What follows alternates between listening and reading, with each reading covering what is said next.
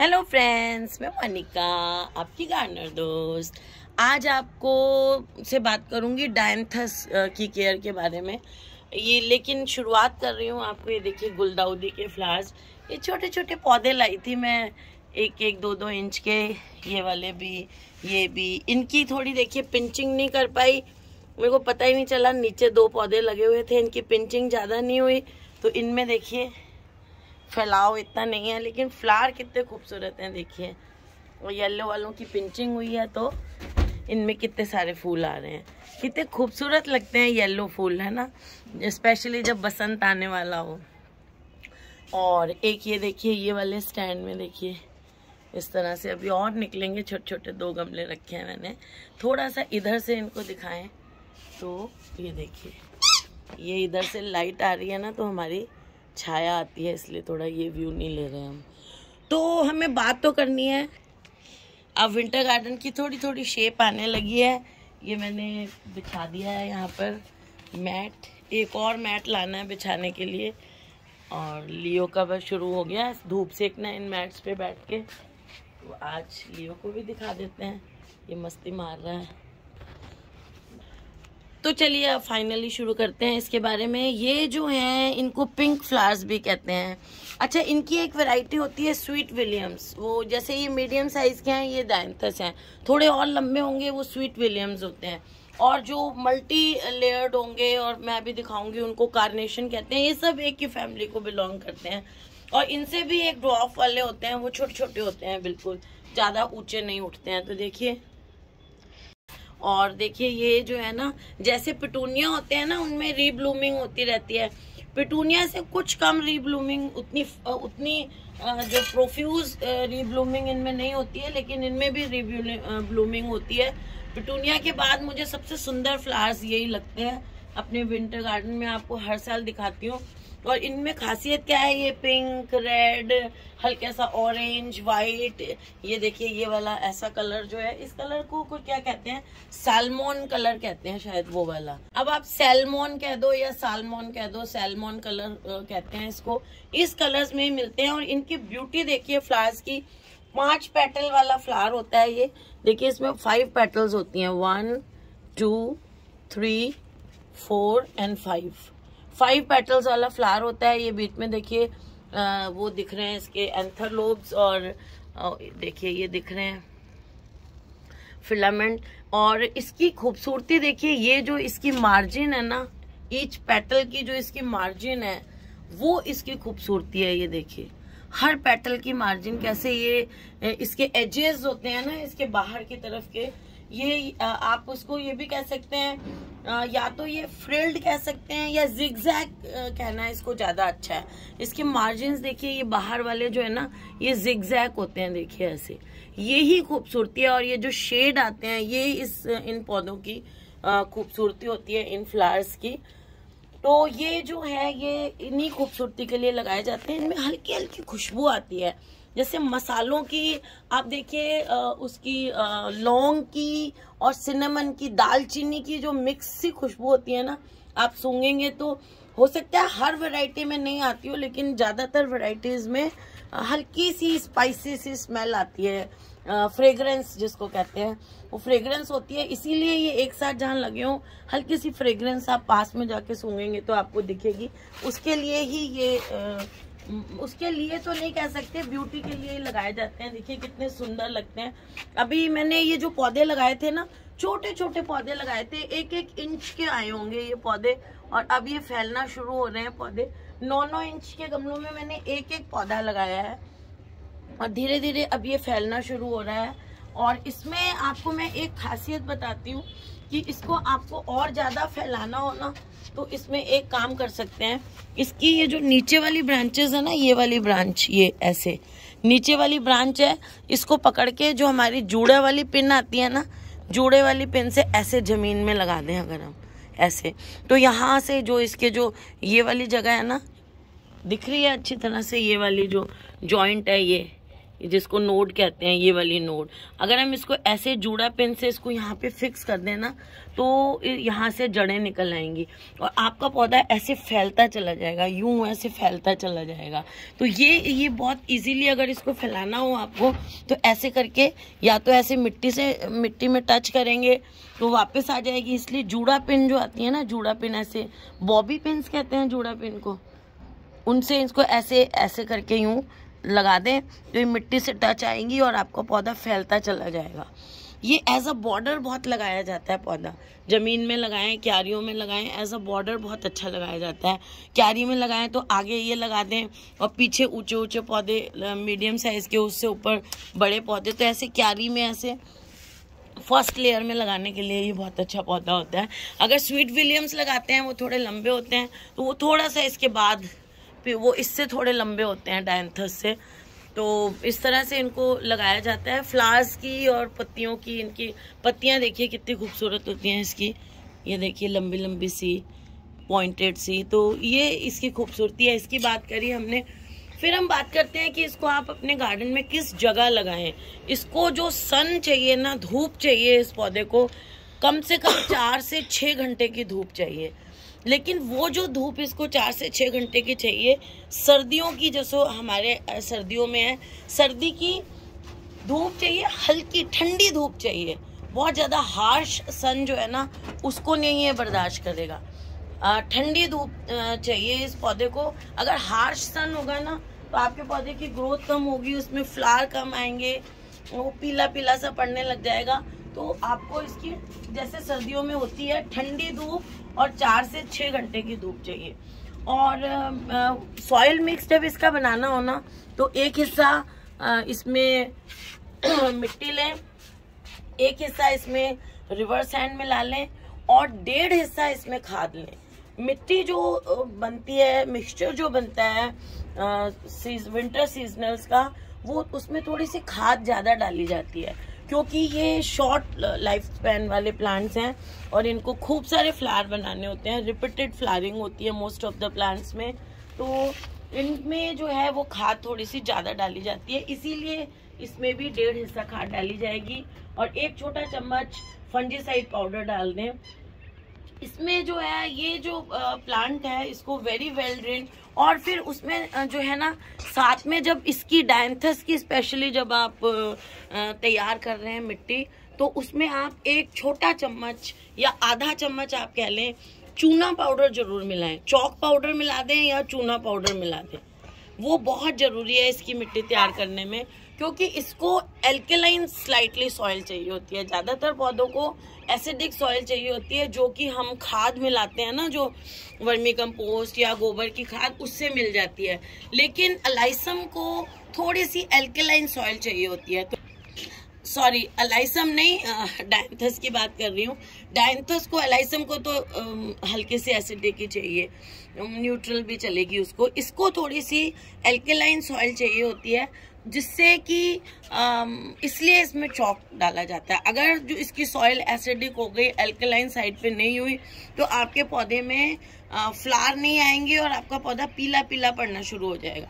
क्योंकि नेचर का सिस्टम है पौधों में कि इनको, जिस पौधे को एल्कलाइन सॉइल चाहिए, उसकी सॉइल अगर एल्कलाइन होगी तभी उसकी जड़ें एल्कलाइन मीडियम में ही न्यूट्रिशन या खाद को एब्जॉर्ब कर सकती हैं। जिन पौधों को एसिडिक सॉइल चाहिए, उनकी जड़ें एसिडिक मीडियम में ही खाने को एब्जॉर्ब कर सकती हैं। तो अगर उनको वो मीडियम नहीं मिलेगा तो वो जड़ें खाना एब्जॉर्ब नहीं करेंगी। खाना एब्जॉर्ब नहीं करेंगी तो ऊपर तक ये खाना जाएगा नहीं, पानी अच्छी तरह नहीं जाएगा, मतलब पौधे को न्यूट्रिशनल डेफिशिएंसी हो जाएगी। तो हमें पता चलता है कि इसकी सॉइल का पीएच जो है वो डिस्टर्ब हो गया है। तो इसलिए इसमें थोड़ा सा मिक्सचर बनाएंगे। तो बात यह है कि 6-9 इंच के गमले की अगर मैं बात करती हूँ, तो इसमें 1 छोटा चम्मच आप या मीडियम चम्मच आप चूना पाउडर मिला दें, तो आपकी जो है सॉइल एल्कलाइन रहेगी और आपका पौधा अच्छे से फ्लावर देगा। ये सॉइल की बात हो गई। सनलाइट की मैंने आपको बात की, 4 से 6 घंटे चाहिए, लेकिन ठंडी धूप, धूप चाहिए पूरी फुल, और वो सर्दियों की ठंडी धूप चाहिए। एक चीज इसके बारे में बहुत स्पेशल है कि डायंथस जो है वो बायनियल प्लांट होता है, या कभी कभी पेरिनियल, कुछ वैरायटीज इसकी पेरिनियल भी होती हैं। हर वैरायटी पेरिनियल नहीं होती है, लेकिन इतनी वैरायटीज होती हैं इसका हमें पता ही नहीं चलता। बायनियल तो इसकी सारी वैरायटीज होती हैं। जैसे आपको डायंथस ने फ्लावर कर दिया गर्मी के मौसम में, ठीक है, सॉरी सर्दी के मौसम में, अभी ये फ्लावर इसमें आ रहे हैं, और जब इनमें फ्लावर आके चले जाएंगे तो ये इसको हम गर्मी में भी इस पौधे को बचा के रख सकते हैं। गर्मी में इसको कैसे बचा के रख सकते हैं? देखिए एक कलर इसका लियो की बॉल है, तो गर्मी में इसको ऐसे बचा के रख सकते हैं कि जब इसकी फ्लावरिंग आके चली जाएगी तो हम क्या करेंगे, दो तरीके हैं। एक तो हम फरवरी में क्या करेंगे, इसकी छोटी छोटी कटिंग्स ले लेंगे। मैं आपकी फरवरी में आपको इस पे वीडियो बना के दिखाऊंगी। छोटी छोटी कटिंग्स ले लेंगे, और जैसे हम कोलियस में करते हैं इसकी कटिंग लगा देंगे फरवरी में। तो वो कटिंग्स जो है वो सारा समर निकाल देंगी, हमारा ग्रो करेंगी सब है। और जैसे ही बारिश आएगी और फिर वही आ जाएगा अगस्त, सितंबर, अक्टूबर, फिर वो पौधा बन जाएगा उससे, उन कटिंग से। तो पूरा प्लांट रखेंगे अगर हम गर्मी में तो वो शायद नहीं चले, लेकिन इनकी कटिंग्स लगा लेंगे तो वो सारा समर चल सकती है। दूसरा तरीका क्या है कि आप सारे पौधे को, जैसे ये वाले पौधे पे मैं बात करूं, सारे पौधे को यहाँ से ऐसे काट दें और बस नीचे का इतना इतना रहने दें, और उसको छोड़ दें समर में, और उसको पानी देते रहें हफ्ते में एक बार, और ठंडी सी जगह में कहीं पौधों के बीच छुपा के रख दें जहां उसको हवा भी मिले। इस पौधे को एरिएशन मिलना बहुत जरूरी है। तो मैंने अभी जैसे कहा इसको दूसरे पौधों पे आ रही थी, तो इसमें एरिएशन भी चाहिए इसको, मतलब पौधों को ऐसी जगह रखें जहां हवा मिलती रहे।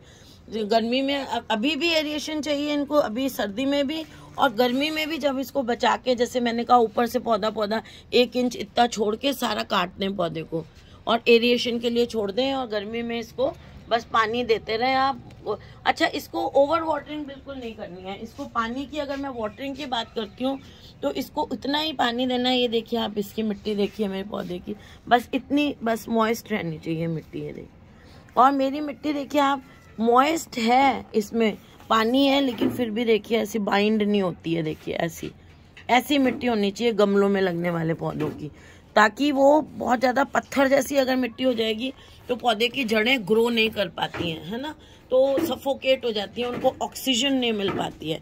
तो मिट्टी जैसे बताया मैंने, उसी तरह से वेल ड्रेन्ड सॉइल बनाएंगे आप, और मिट्टी ऐसी मॉइस्ट रखनी है आपको। जब आपको ऊपर की लेयर सूखी दिखे हल्की सी, देखिए ये भी मॉइस्ट ही है अभी, जैसे ही आपको ऊपर की लेयर मॉइस्ट दिखे आपको पानी दे देना है। स्पेशली जिन दिनों फ्लावर आ रहे हैं उन दिनों पानी की बिल्कुल कमी नहीं होने देनी है पौधे को। ओवर वाटरिंग तो बिल्कुल नहीं करनी है, बस मॉइस्ट रहनी चाहिए मिट्टी। जैसे मुझे आज ये मॉइस्ट दिख रही है, कल मैं आऊंगी पानी देने तो मैं चेक करूंगी, अगर कल भी मॉइस्ट हुई तो मैं पानी नहीं दूंगी। जिस दिन, अगर परसों मुझे लिखेगा कि हाँ सूखी है ये मिट्टी, तो पानी दूंगी। लेकिन इतना भी नहीं करूंगी कि 4 दिन इसको अब देखूंगी नहीं।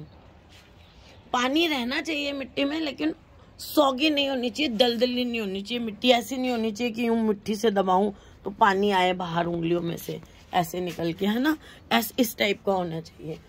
तो पानी आपको इसको इस तरह से देना है ना। अब देखिए, जैसे अभी मैं आपको कितने सारे पौधे दिखा रही हूँ लगे हुए हैं, अभी कुछ में तो फ्लावरिंग शुरू भी नहीं हुई है। अभी धीरे धीरे जैसे जैसे सर्दी बढ़ेगी ना इनमें, वैसे वैसे अभी फ्लावरिंग बढ़ेगी, पौधा बड़ा होगा। इतने इतने से पौधे थे, लिटरली देखिए इतने इतने से पौधे लाई थी मैं, इतने इतने से। तो ये देखिए, फिर अब जब इनमें फ्लावरिंग हो रही है ना, तो एक बार तो हमने खाद दे के लगा दिया। अब मुझे इनको लगाए हुए शायद 1 महीना हो गया है। तो इनको जब इनमें जब लगाया था मैंने, उसके बाद 10-15 दिन बिल्कुल खाद नहीं दी, और 10-15 दिन के बाद फिर मैंने इसको लिक्विड फर्टिलाइजर देना शुरू कर दिया 10 दिन में एक बार।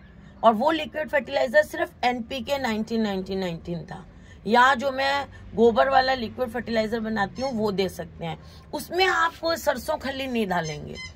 और अब जब इनमें फ्लावरिंग आनी शुरू हो गई है, वो था पौधों की ग्रोथ के लिए, है ना। जो मैं लिक्विड फर्टिलाइजर बनाती हूँ उसमें तो मैं सरसों खली डालती हूँ, लेकिन इसको आप NPK 19-19-19 भी दे सकते हैं। 1 लीटर पानी में 1 छोटा चम्मच NPK 19-19-19 घोल के वो आप दें, लगाने के, छोटा सा पौधा जब आप लगाते हैं, अगर आप इतना बड़ा पौधा भी लगाते हैं, नर्सरी से लाते हैं, तो लाने के 4-5 दिन बाद, 6 दिन बाद उसमें आप NPK 19, ताकि NPK 19 जो है वो इसलिए दी जाती है कि पौधे का साइज बड़ा हो।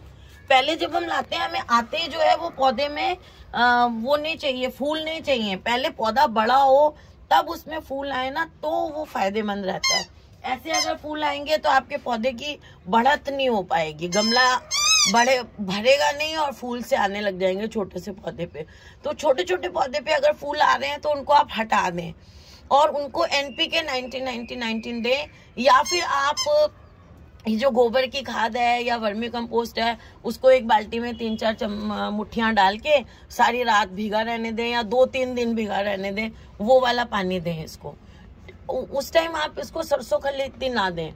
और उसके बाद जब आप देखिए, अब ये जो फ्लावरिंग और बडिंग स्टार्ट हो जाती है जब पौधों पे, इस स्टेज पे आप इसको हर हफ्ते, वीकली आप इसको, क्योंकि इसमें बहुत ज्यादा रिपीटेड फ्लावरिंग होती है, तो इसको वीकली आप सरसों खली और गोबर वाली खाद जो बनाई जाती है मिक्स करके वो देंगे।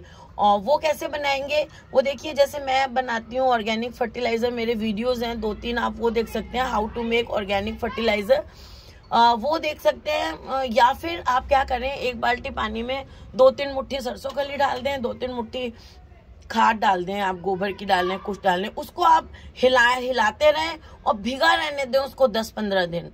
वैसे आप नेक्स्ट डे से ही उसमें से थोड़ा सा पानी लेके डाइल्यूट करके पौधों को दे सकते हैं। 2-3 की जगह आप 4-5 मुट्ठी भी डाल सकते हैं। एक बाल्टी लें, 4-5 मुट्ठी सरसों खली डाल दें, 4-5-6 मुट्ठी खाद डाल, वो वर्मी कंपोस्ट या गोबर की खाद डाल दें और उसको आप ढक दें और उसको रोज हिलाएं ताकि उसमें पानी, उसमें हवा इन्फ्यूज होती रहे। और बस उसको आप नेक्स्ट डे से भी यूज कर सकते हैं। उसमें से 1 लीटर पानी लें और उस 1 लीटर पानी को 10 लीटर सादा पानी में मिला दें। वो जो खाद वाला पानी लेंगे, डाइल्यूट हो जाएगा वो, उस पानी को आप हर हफ्ते दें इनको। ये जो है जब फ्लावरिंग स्टेज पे आएगा तो इसको हर हफ्ते खाद दें, ये बहुत जरूरी है जब तक इसमें फ्लावरिंग होती रहेगी। और नेक्स्ट चीज जो बहुत इम्पोर्टेंट है, वो भी, बाकी सारी बातें इम्पोर्टेंट होती हैं, ये देखिए ये वीड्स हो जाती हैं ऐसे, इनको भी हटाना बहुत जरूरी होता है। तो नेक्स्ट चीज क्या है कि जैसे जैसे इसमें फ्लावरिंग होती रहेगी, और ये देखिए ये जो है ना, ये इस तरह से ये जो फ्लावर्स स्पेंट होते रहते हैं, और दिखाती हूँ अभी मैं आपको, ये देखिए ये जो फ्लावर है ना, ये जो खिल चुका होता है, ये स्पेंट फ्लावर होता है ना, इसको आप यहाँ नीचे तक काटें, बिल्कुल बेस तक भी मैं काट देती हूँ, लेकिन मैं कहती हूँ आप यहाँ तक काटें। यहाँ तक आप काटेंगे ना तो ये, जैसे मैंने ये वाला काटा हुआ है, ये ऐसे, ये डंडी और ये पत्ती की जगह है ना, ये यहाँ से नई ब्रांच निकल जाएगी। ये डंडी और ये पत्ती के बीच की जगह है ना, ये वाली, यहाँ से नई ब्रांचेस निकलेंगी। तो आप बिल्कुल उसको ऊपर ऊपर से ऐसे नहीं काटेंगे, जैसे ये ऐसे नहीं काटेंगे, ऐसे नहीं काटना है आपको, नीचे से थोड़ी सी डंडी को नीचे से काटना है। ये देखिए ये जो है ना, ये जो मैं दिखा रही हूँ यहाँ, ये देखिए ये जो नीचे नेक्स्ट पत्ती है ना, उससे थोड़ा सा ऊपर से काटना है। ये फालतू में आपके पौधे को सुंदरता भी खराब करता है और एनर्जी फालतू की वेस्ट करता है। तो ये जो डेड हेडिंग है ना, ऐसे डेड फ्लावर्स को हटाने को कहते हैं डेड हेडिंग। डेड हेडिंग इसलिए कहा जाता है कि डेड फ्लावर्स को हटाना। ये देखिए ऐसे डेड फ्लावर्स को आप हटाते रहें, तो इस तरह से इसके डेड फ्लावर्स हटाते रहें ताकि जो बीज बनने शुरू नहीं हो। बीज बनने शुरू हो जाएंगे तो फ्लावर आने कम हो जाएंगे। इस पौधे की एक बहुत खास बात है, वीडियो बहुत लंबी हो गई लेकिन फिर भी मैं बताऊंगी कि ये जो पौधा है इसमें सेल्फ सीडिंग होती है। सेल्फ सीडिंग मतलब इसके जो अभी हमने सूखे फ्लावर आपको उतार के बताए, अगर हम उन सूखे फ्लावर्स को नहीं उतारते हैं तो उनमें बीज बन जाते हैं और वो बीज अपने आप जमीन में गिरने लग जाते हैं और छोटे छोटे बेबी प्लांट्स निकलने शुरू हो जाते हैं। तो हमारा पौधा, उन बेबी प्लांट्स हमें नहीं चाहिए, हमें तो यही जो पौधा है इसी में खूब सारे फ्लावर चाहिए। तो उनको अगर वो बेबी प्लांट्स बनने लग जाएंगे तो वो एनर्जी यूज कर लेंगे मिट्टी की, और बहुत सारे पौधे एक साथ हो जाते हैं ना तो उनकी ग्रोथ नहीं होती है कभी भी। एक पौधा देखिए ये है तो इसकी ग्रोथ होती है अच्छी, और फ्लावर आते हैं अच्छे अगर हम डेड फ्लावर्स को हटाते रहते हैं। तो डेड हेडिंग इस पौधे में करना बहुत जरूरी है लंबे समय तक इसमें फ्लावर लेते रहने के लिए और ज्यादा फ्लावर लेते रहने के लिए। तो फ्रेंड्स, अगर आपको ये वीडियो अच्छा लगा हो तो इसे लाइक करिएगा, शेयर करिएगा और मेरे चैनल को सब्सक्राइब करिएगा। Okay friends, bye.